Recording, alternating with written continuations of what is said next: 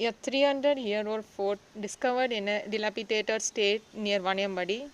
A 300-year-old fort has been discovered in a dilapidated state near Vaniyambadi, a town in Tirupattur district, Tamil Nadu. The fort is located on a hilltop in Venkatarajapuram village near the Andhra Pradesh border. According to Assistant Professor Prabhu from the Tamil Department of Tirupattur Sacred College, the fort is believed to have been built around 300 years ago and is part of the Gangudi Zamindari estate.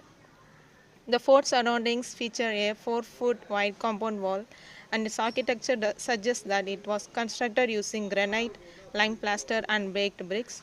The fort is said to have been under the control of various rulers, including the Nawabs, and was likely damaged during a battle with the British. The fort features a cannon platform, bunkers, and other structures that are now in a state of disrepair.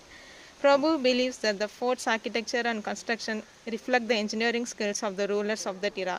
The discovery of this fort provides valuable insights into the region's history and cultural heritage.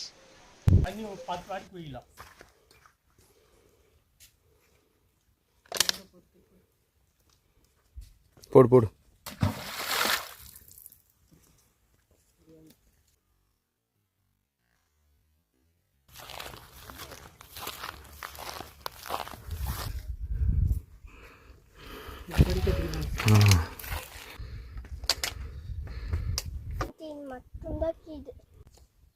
இன்னும் போடுங்க.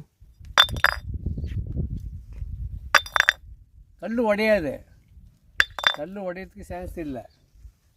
அந்த காலத்து நவாத்துங்க ஆண்டுது.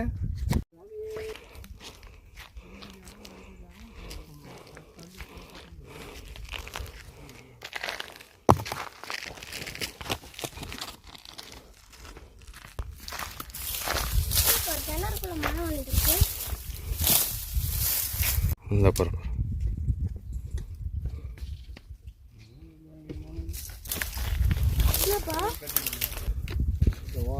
எங்கே இருக்குதா அங்கே உட்காந்து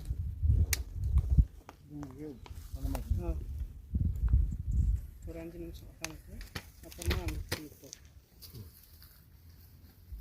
ஐயா நீ அவ்வளோதானா?